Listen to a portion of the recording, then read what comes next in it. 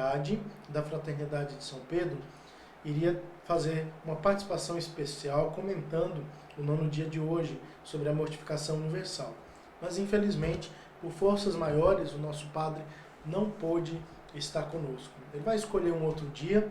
Infelizmente, ele perdeu uma pessoa amiga que veio a falecer, e nós vamos rezar tanto pela alma dela, quanto pelo consolo da família e dos amigos, incluindo o próprio padre Almir Andrade. Então, entenda bem, não aconteceu nada de sério com o padre Almir em si mesmo, na pessoa dele, mas ele perdeu uma pessoa querida lá na cidade ou na redondeza e foi dar assistência à família.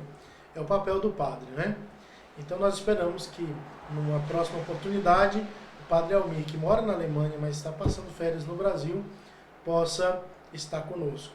Temos aí muitas novidades também de outros sacerdotes que vão fazer uma participação conosco em nossas transmissões.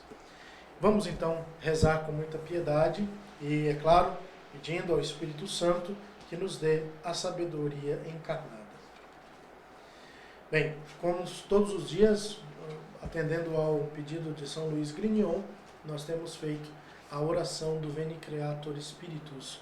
Essa oração muito tradicional, é um hino litúrgico que está na missa de Pentecostes e, é claro, vamos rezar em latim para usar esta língua tão importante para a difusão da fé católica.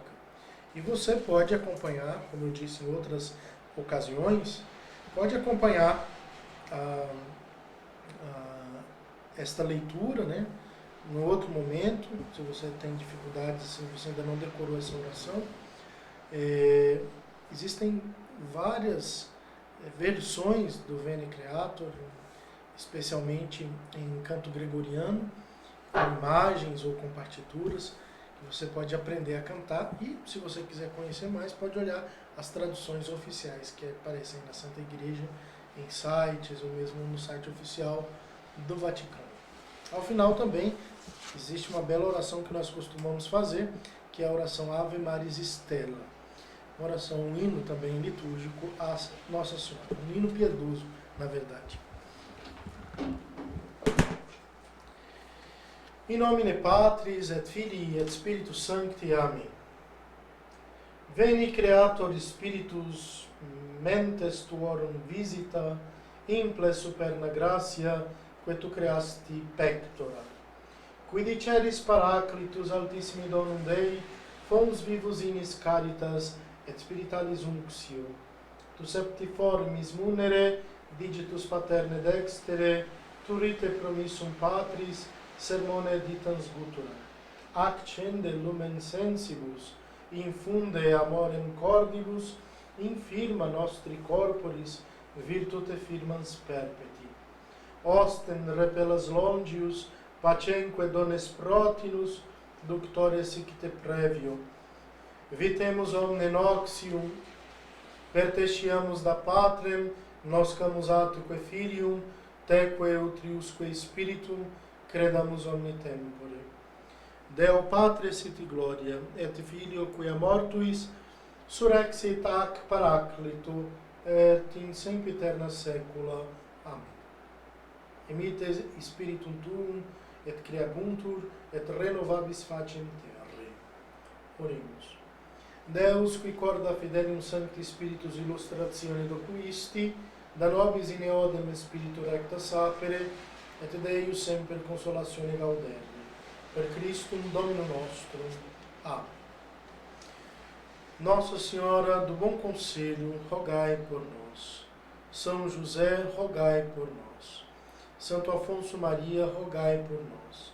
São Diogo Confessor, rogai por nós. Em nome Patris et Filii et Spiritus Sancti. Amém. Então vamos lá, dá mais um passo.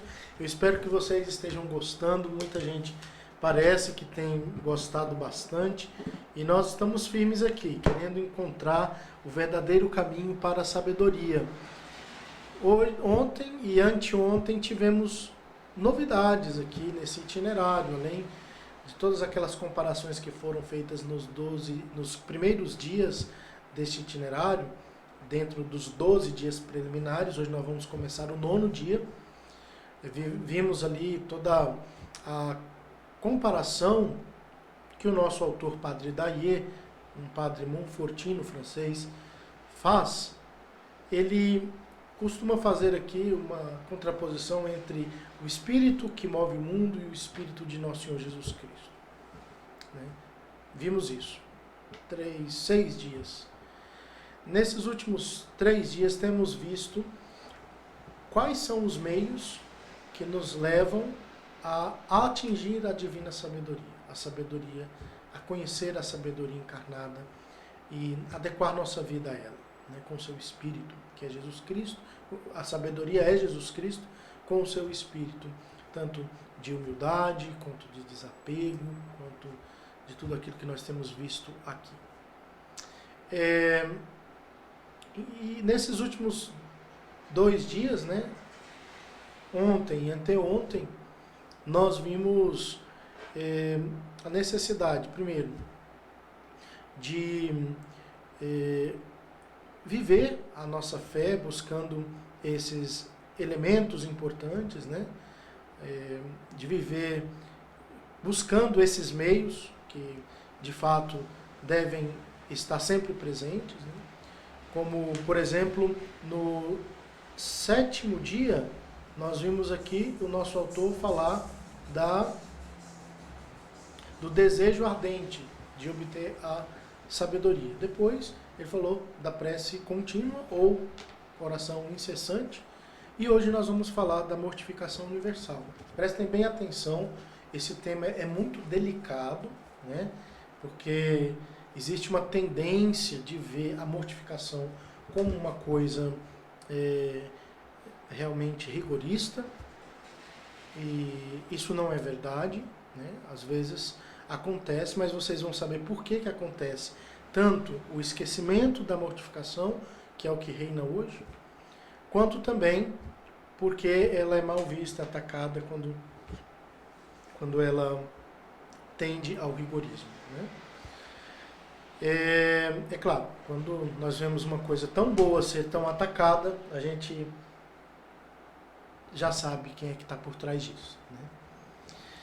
Então, dentro desse contexto, vamos, segundo o nosso autor, entender 2 coisas. É sempre o que ele trabalha, né? Quando a gente vai falar da vida de Nosso Senhor, 2 coisas: o seu exemplo e os seus ensinamentos nos evangelhos. 2 coisas a cada dia já é suficiente. Quando nós vamos falar da prece constante, da oração constante, ontem ele falou claramente, né, também de 2 coisas: a necessidade, né, e a obrigatoriedade de rezar, e depois que ela tem que ser incessante, né? Com que frequência? Então hoje nós vamos falar sobre a mortificação a partir deste livro dos exercícios preparatórios, falando da importância da mortificação e da extensão da mortificação. O que ela abrange? Vamos lá. É claro, como sempre, um pedido à Santíssima Virgem: que a Santa Virgem nos conceda, então, a abundância dessas alegrias espirituais, que são sempre a herança e a recompensa dos corações verdadeiramente mortificados. Qual é a herança e a recompensa? As alegrias espirituais, para quem faz a mortificação. E esse é o grande resultado que nós não podemos perder de vista. Essa vitória sobre a carne, sobre o mal e sobre o espírito do mundo, no final, quando você consegue vencer, pode imaginar que alegria de ser vitorioso? Bem, então, quanto à importância da mortificação, na página 96, 2º parágrafo, parte 1, número 1, em Algarismo Romano. Importância da mortificação. Livro de Jó. A sabedoria não se encontra na terra dos que vivem em delícias. Complementando a Epístola aos Romanos, que dão às suas paixões e aos seus sentidos tudo o que desejam. pois os que estão na carne não podem agradar a Deus, e a sabedoria da carne é inimiga de Deus. Anote aí. Sabedoria. Lá no livro de Jó, a sabedoria não se encontra na terra dos que vivem em delícias. E continua nosso autor com um texto de Romanos, que dão às suas paixões e aos seus sentidos tudo o que desejam, pois os que estão na carne não podem agradar a Deus, e a sabedoria da carne é inimiga de Deus. Continuando ainda, faço questão de ler esta construção literário-bíblica que o nosso autor fez. Todos os que pertencem a Jesus Cristo, a sabedoria encarnada, crucificaram a sua carne com os vícios e concupiscências. Trazem sempre em seu corpo a mortificação de Jesus. Negam continuamente a si mesmos, tomam sua cruz todos os dias e, por fim, estão mortos e enterrados com Jesus Cristo. Aqui ele citou as epístolas aos Gálatas, a segunda aos Coríntios, o Evangelho de São Lucas e a epístola aos Romanos. Muito forte tudo isso e vale a pena ler. O pessoal que está aí vendo uma live ou outra não vai ficar preparado para a consagração, tem que ver tudo e de preferência ler o livro. Aqui é apenas uma leitura comentada. Bem, mas ainda continua citando o padre Daê nos seus escritos aqui desse livro, e ele cita São Luís Grignon de Montfort. Eis palavras do Espírito Santo, nos declara, que mostram de modo mais claro que o dia para possuir a sabedoria encarnada, Jesus Cristo, é preciso praticar a mortificação, renúncia do espírito de gozação daqueles que o mundo considera como seus. Depois, lá no livro do Apocalipse, não dou, diz a sabedoria, meu maná escondido, senão aos que são vitoriosos do mundo e de si mesmos. A própria sabedoria se diz, eu não dou de mim mesmo para quem não vence o mundo e não vence a si mesmo. E lá no livro A Sabedoria Eterna, sabedoria encarnada, na verdade, São Luís também diz, essa amável soberana, embora por sua luz infinita conheça e distinga todas as coisas em um instante, anda à procura dos que são dignos dela. Citando ainda o livro de sabedoria. A sabedoria procura porque o número deles é tão pequeno que com dificuldade encontra alguns desligados do mundo o bastante, interiores e mortificados o bastante para serem dignos dela, dignos de sua pessoa e de seus tesouros e de sua aliança. É como se a sabedoria eterna precisasse garimpar, ali no meio de tanta gente, uns e outros que são assim, despojados de si mesmos. E agora faço questão de ler esta longa prece, porque é mais uma forma com que o nosso autor compartilha conosco. Está ali na página 97, se você quiser aí da sua casa ler comigo. Vamos lá. Oh meu Deus, como essas palavras jorradas do coração de um santo devem determinar minha conversão completa ao Divino Filho, ao vosso Divino Filho. Até o presente, o desejo da única e verdadeira sabedoria, assim como a prece necessária para adquiri-la, levam minha vontade a uma escolha definitiva. Mas desejo e prece não sondaram o lado vulnerável de minha natureza, não me colocaram frente a frente à sua corrupção e às suas fraquezas. A mortificação me atinge no âmago do ser. Ela me engaja em uma luta decisiva contra os instintos e as paixões que o mundo tenta tornar seus cúmplices. Aceitar a luta, persegui-la generosamente, é vencer o mundo, é me tornar capaz de aspirar às alegrias da divina sabedoria. E continua. Recuarei agora? Tornarei inúteis meus precedentes esforços? Porque persistiria em cultivar minha natureza, ferida pelo pecado original e enfraquecida pelos meus pecados pessoais, as brechas pelas quais penetra o espírito de gozação de vida do século? Minha própria segurança não me ordena fechar-lhe todo o acesso? Para qualquer lado que me volte, a mesma alternativa se apresenta sempre. Ou o espírito do mundo, ou o espírito de Jesus Cristo. Posso seguir o caminho largo do prazer, posso engajar-me também seguindo meu divino mestre no caminho estreito de sacrifício. O melhor não é assumir, não é aceitar tudo o que acaba de me dizer São Luís Maria de Montfort, tal como expressa à luz e com a força dos textos inspirados, sem tentar negligenciar o que quer que seja? Invocação a Nossa Senhora. Ó Maria, modelo de todos os corações fortes, engajai e mantende meus passos no caminho que me indica vosso amor, o caminho da divina sabedoria. Então, está bem claro aqui que a mortificação é necessária. Ela tem a sua importância, porque além desse rezar e desse desejar, eu preciso estar diante do espelho e ver ali os meus defeitos, as minhas fraquezas. É duro ver ali onde eu tenho sido conivente. São muitas tentações, reclamam as pessoas que nos procuram para um aconselhamento.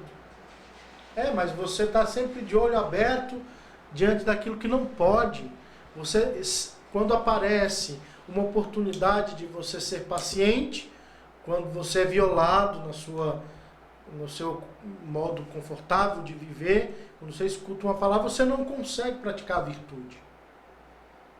Justamente lá naquela hora que você podia mortificar o seu orgulho, a qualquer tipo de insinuação ou de provocação, você retruca, fica nervoso, pede a estribeira, xinga, maltrata, trata com irreverência. Então, cadê a mortificação? É uma luta constante. Vamos lá. Extensão da mortificação. Então, dá importância. Agora vamos ver o que a mortificação deve abranger. Onde ela deve alcançar. Primeira coisa, a sabedoria ela não pede uma mortificação pela metade. Não pede uma mortificação de alguns dias, mas uma mortificação universal e contínua, corajosa e discreta. Pode observar, as pessoas que já estão assim sendo trabalhadas ou trabalhando na sua mortificação, imediatamente elas são ternas, calmas, amáveis, ponderadas. Né? Vamos citar aqui de novo o nosso autor, de um outro livro, ele colocou em aspas aqui, provavelmente deve ser São Luís.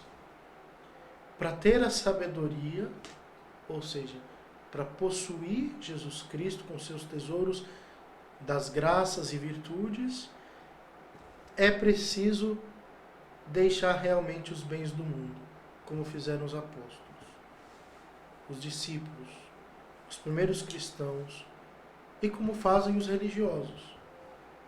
Esse é o meio mais rápido, o melhor, o mais seguro. Ou ao menos é preciso desapegar seu coração dos bens e possuí-los como sem os possuir, sem se apressar para tê-los, sem se inquietar para conservá-los, sem se queixar, nem se impacientar quando se os perde. O que é muito difícil de executar. Então, aqui vemos a preocupação de enfatizar aquele chamado que nosso Senhor fez. Se alguém quiser me seguir, renuncie a si mesmo, tome a sua cruz e me siga. Então aqui está algo muito, muito claro. Renúncia de si, quer dizer, renunciar à própria vida, o maior bem que você tem. Como é que você vai ficar apegado a esse castiçal dourado, a essa bela cruz, artisticamente? Não tem como. Então, se você já abriu mão da vida, o maior bem, qual o sentido de você ficar apegado a qualquer bem material? Então, a primeira mortificação é dos bens. O importante seria deixar o mundo.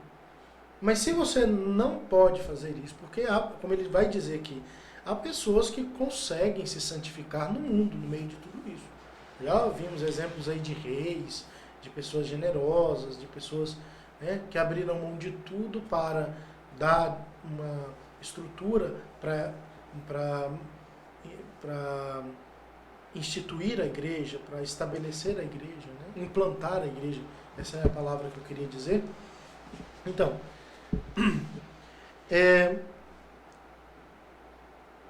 e que a pessoa não se deve nem crer, nem seguir as máximas do mundo. Como já vimos em nossa meditação do primeiro dia. Não se deve pensar, falar e agir como os mundanos. Prestem bem atenção nisso. Quando você vê uma pessoa que cultiva a virtude de Cristo, que está na graça de Deus, ela jamais vai se comportar como uma pessoa mundana. Por quê? As pessoas do mundo têm sua doutrina tão contrária à sabedoria encarnada quanto às trevas à luz, quanto à morte e à vida. Sério? Então, examinai bem seus sentimentos e suas palavras.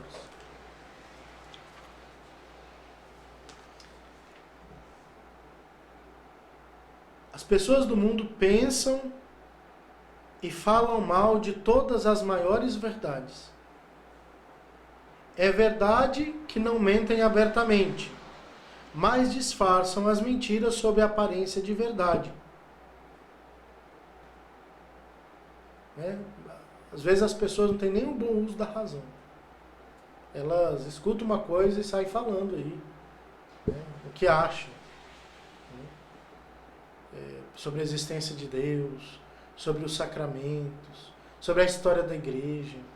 Escutou ali do professorzinho de história, né, que a igreja ela é uma pedra de tropeço para a construção da civilização. É um absurdo. Tem outro problema das pessoas mundanas. Elas não pensam que estão mentindo, mas mentem ainda a si mesmo. Em geral, as pessoas mundanas também ensinam a pecar. Ensinam o pecado abertamente. Mas de uma forma sutil. Não ensina como dizendo o pecado, mas ensina como se fosse virtude, né? Ó, você quer ser homem mesmo, né? Então, você tem que pegar muitas mulheres. Está tentando mostrar uma vantagem para o homem. Você quer ser esperto mesmo? Você tem que passar a perna, você tem que ganhar dinheiro. Olha aí, a desonestidade. Infidelidade, fornicação, a concupiscência da carne, e depois tem também essa parte da desonestidade. Então, é nessa sutileza que o mundo aprendeu com o demônio para cobrir a feiura do pecado e da mentira. Que consiste essa malignidade que fala São João. Mundus totus in maligno positus est. Por toda parte, o mundo é penetrado por essa malignidade. E agora, mais do que nunca, é a porta larga, aberta a todos os prazeres proibidos. Por fim, se você resolver permanecer no século, né? Se até então o nosso estúdio aqui não tem isolamento acústico, então passa o caminhão ali, você vai saber que tem um caminhão passando. Enfim, olha só, se você com tudo isso ainda acha que dá para viver no mundo e se santificar, tem gente que não, tem gente que vira as costas para o mundo e vai escolher o último lugar. Presta atenção. O último lugar de onde o Senhor vai chamar para o primeiro. É por isso que muita gente não entende. Mas como que um jovem abre mão de tudo, até de uma carreira, e vai para um mosteiro? Ou vai se entregar à vida sacerdotal, às vezes até numa congregação religiosa mais estrita, onde ele submete-se a um voto de pobreza, de castidade e de obediência. Abre mão de tudo.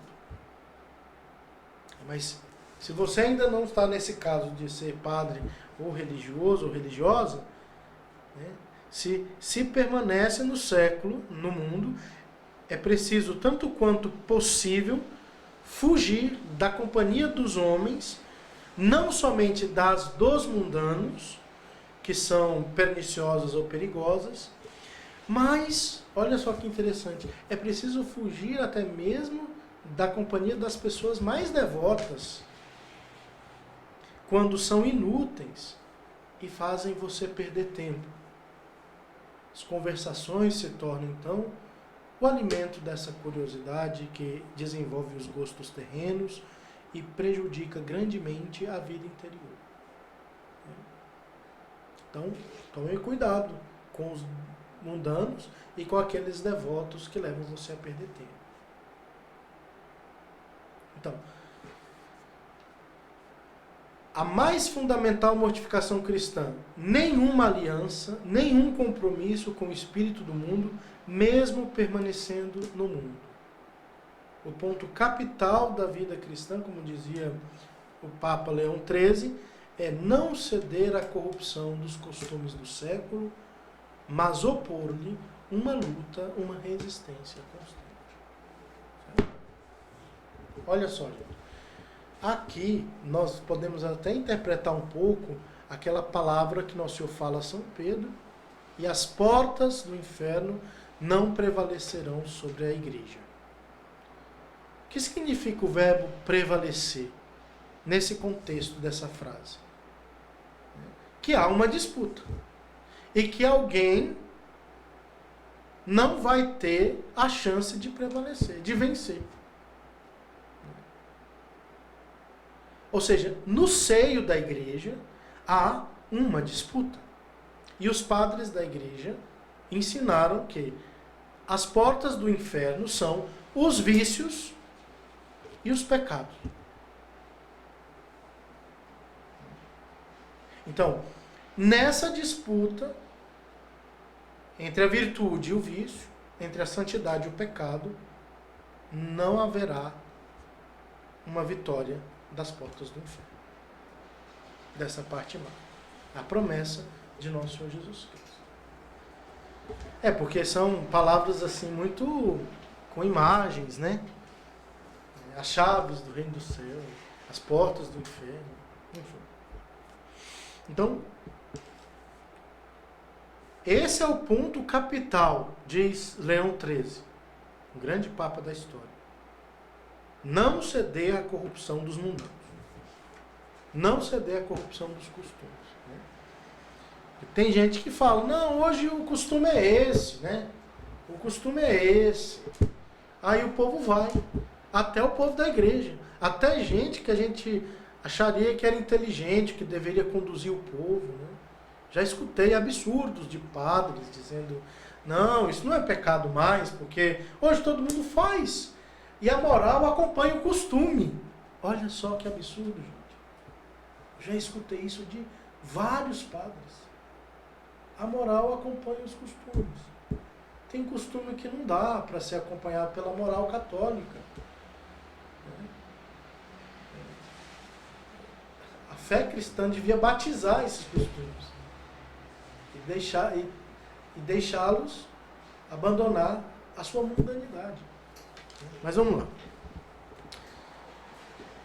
Então, além dessa mortificação exterior, bens, convivência, é preciso também adquirir uma mortificação corporal. Entenda bem. É aqui que entra a chance que muitos preguiçosos querem ter para abandonar qualquer penitência corporal. E eu vou falar assim, gente, uma coisa bem clara, né? É uma coisa que é uma norma canônica que a Santa Sé deixou para o Brasil escolher, a penitência geral que a Conferência dos Bispos deveria legislar sobre. E de fato existe uma legislação. Mas me diz, quem de vocês realmente conhece um católico que pratica, por exemplo, abstinência de carne vermelha na sexta-feira? Que é a penitência geral escolhida pela nossa conferência episcopal. Então, só para você ver que isso foi abandonado. Imagine as outras coisas. Tem gente que não sabe fazer um jejum. Tem gente que não sabe nem a diferença entre jejum e abstinência. Mas vamos lá. Além desta mortificação externa, é preciso também mortificar o corpo. Em que sentido? Sofrendo pacientemente as injúrias. Enfrentando o rigor das estações.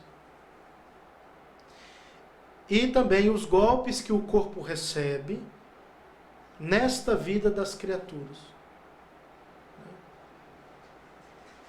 Vamos citar um golpe que o corpo recebe, né?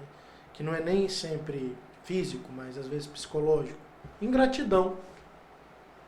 De vez eu recebo pessoas aqui, é nessa sala também que eu recebo as pessoas para a direção espiritual. Ela nem sempre foi bonita desse jeito. Né? Na direção espiritual eu vejo as pessoas magoadas, feridas, porque os filhos trataram com ingratidão, esqueceram. São irreverentes, não ouvem os conselhos dos pais. Então, além disso também, é preciso castigar, é preciso procurar alguns castigos e mortificações, como jejuns, vigílias e outras austeridades que nos deram exemplo os santos penitentes. E eu já aviso, é preciso coragem para fazer isso, porque a carne é idólatra de si mesma, naturalmente. E o mundo vê e rejeita como inúteis todas essas mortificações, principalmente as mortificações do corpo. O que ele não diz, o que ele não faz para desviar da prática das austeridades, os santos, que todos mais ou menos reduziram seu corpo à servidão, subjugaram a natureza, dobraram a natureza, essa força, né? Quem vive aí lamentando, eu não consigo, meu Deus do céu, sempre caindo naquele pecado. Tem que trabalhar para dobrar esse jumento, fazer ele te obedecer. Esse jumento interior, que quer fazer o que ele quer. Os santos haviam feito um pacto com ele de não lhe conceder nenhum descanso nesse mundo. Não conceder ao corpo nenhum descanso. Você está sempre de rédea curta. Não adianta. São esses grandes vitoriosos que devemos imitar, sem dar atenção à zombaria dos mundanos. Nossos gostos não lhes são contrários, nossos hábitos não lhes são opostos. E assim vai. Outra coisa importante aqui, né, é que para que a mortificação exterior e voluntária seja boa, é preciso unir a ela a mortificação do julgamento e da vontade por meio da obediência. Porque sem essa obediência mortificada, toda mortificação é manchada pela própria vontade e geralmente mais agradável ao demônio do que a Deus. Então aqui, ainda nesse parágrafo, ele fala, você não pode ficar seguindo aí sua cabeça. Você precisa procurar um diretor espiritual, que seja uma pessoa experiente e um padre. Aí você vai falar, mas padre, está muito difícil achar um padre que seja diretor espiritual. Essa aí é a consequência de um período enorme de crise onde foi abandonada a teologia da vida espiritual, inclusive nos seminários. Dificilmente você vai achar um sacerdote ao seu alcance, a não ser aqueles que tiveram uma boa formação na Itália, no Teresiano, lá no Centro de Espiritualidade. Graças a Deus temos padres nas redes sociais que estão dando noções muito maiores para o povo, de uma forma mais popular. Mas, em geral, não tem essa preocupação com o progresso na vida espiritual. O padre não sabe nem que existe uma via purgativa, uma via iluminativa, uma via contemplativa, unitiva. Muitos nem sabem discorrer sobre esse assunto. Que existem caminhos, que a oração tem degraus. Muitos santos falaram sobre isso, especialmente temos aí a Beata Maria Celeste Crosta Rosa, que fundou a Ordem do Santíssimo Redentor, as monjas, uma ordem feminina. Ela diz isso claramente, os degraus da oração. Tem outros autores também que falam sobre os graus da oração. Grandes dominicanos, por exemplo. Então, é preciso encontrar uma pessoa que siga isso, que mostre isso para você e você possa seguir os seus conselhos. Rezemos para que os futuros sacerdotes sejam formados para dirigir as almas. Esse trabalho de lapidar as almas, de atender as pessoas, que os grandes santos faziam muito bem. Olha o exemplo do Padre Pio, ia lapidando as almas pela confissão e pela orientação espiritual. Pessoas inúmeras procurando esses grandes mestres. Então, aqui nesse sentido, preciso entender um ponto que nos faz já quase chegar ao final. São Luís, no seu livro, e também tratado em outros livros, ele diz que a mortificação interior, ou também chamada espiritual, é superior à mortificação exterior ou do corpo. Mas uma não é menos necessária que a outra, e de outro modo não chegaremos a triunfar sobre essa cobiça carnal que carregamos em nós mesmos e não avançaremos jamais seriamente na virtude. A mortificação corporal praticada com essa moderação e essa prudência que acaba de nos recomendar o nosso guia espiritual. Então, tudo isso deve ser balanceado por uma pessoa experiente, por um mestre. São Francisco de Sales também fala isso na Filoteia.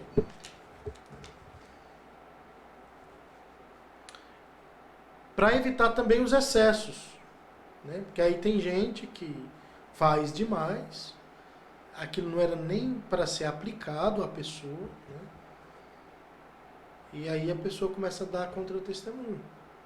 Começa a cair aí na rua, começa a desmaiar de fome porque fez muito jejum, né?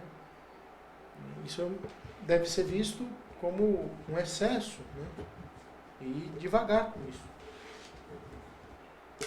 Então, não é preciso dizer que a mortificação difere da penitência. Então, outra coisa importante, né? O que difere a mortificação da penitência nos livros espirituais? Praticamente a intenção com que você faz tal exercício espiritual, corporal, né? Tal renúncia.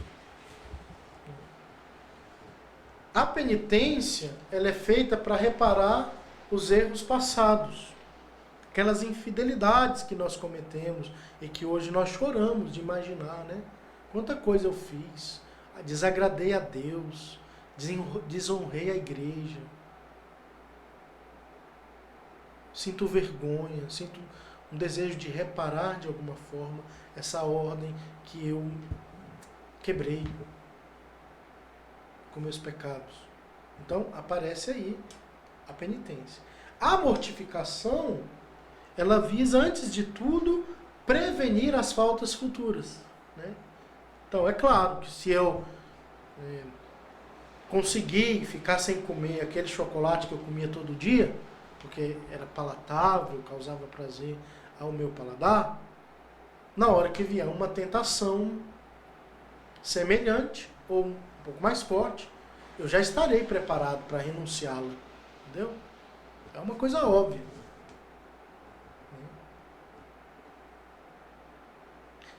Todavia, em tudo isso, o objetivo principal é nos prevenir das faltas do presente e do futuro, diminuindo em nós o amor ao prazer, fonte de todos os pecados, e mantendo-nos por isso mesmo opostos ao espírito do mundo. Vamos então avançar com passos seguros rumo a esse fim, que São Luís nos deixa indicado: a posse de Jesus, a sabedoria encarnada, com todos os bens que encerra a sua divina pessoa. Rezemos com o nosso autor: a Virgem Santíssima, ó Maria, apegai cada vez mais nossos corações a essa felicidade que não engana e não passa jamais.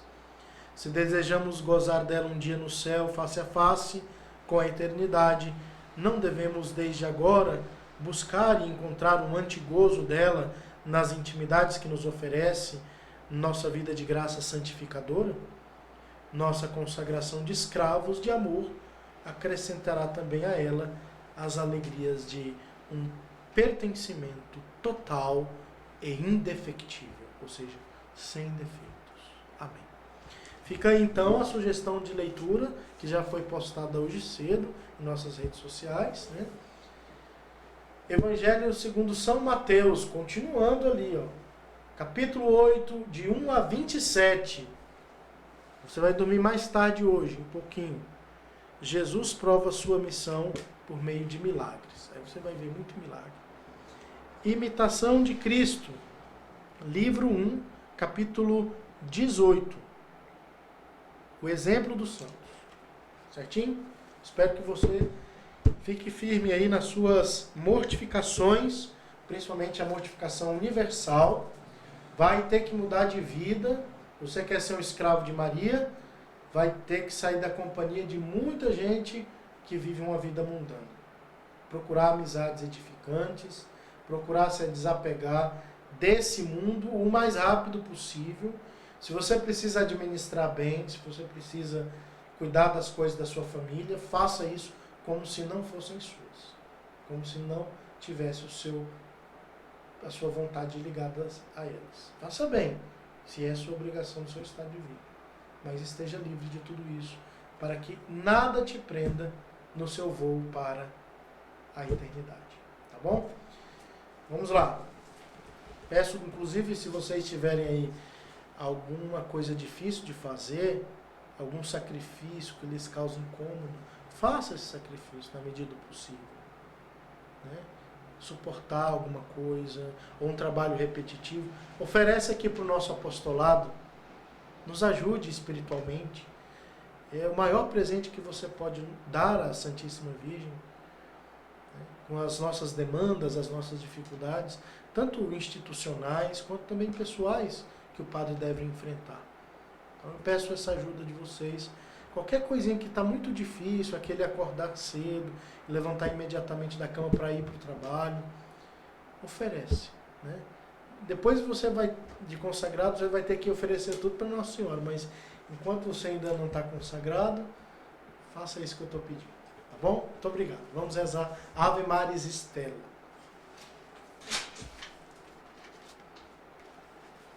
Em nome Patris et Filii et Spiritus Sancti. Ave Maris Stella, Dei Mater Alma, atque semper Virgo, Felix celi porta, sumens illudave, Gabrielis orre, funda nos in pace, mutans e venoni. Solve vincula reis, profer lumen cecis, mala nostra pelle, bona cuncta posce.